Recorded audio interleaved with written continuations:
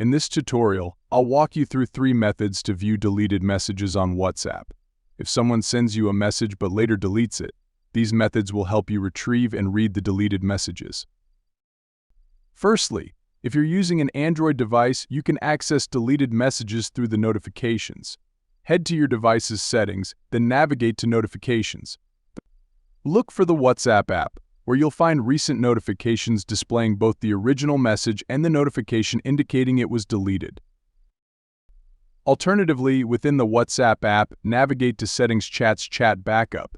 Enable Auto Backup to iCloud or Google Drive, selecting the frequency of backups daily, weekly, or monthly. Keep in mind that messages deleted before the backup won't be saved.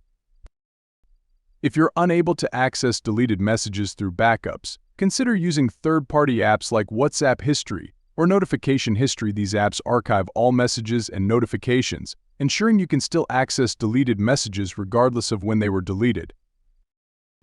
By utilizing these methods, you can effectively retrieve and read deleted messages on WhatsApp, ensuring you don't miss out on important conversations.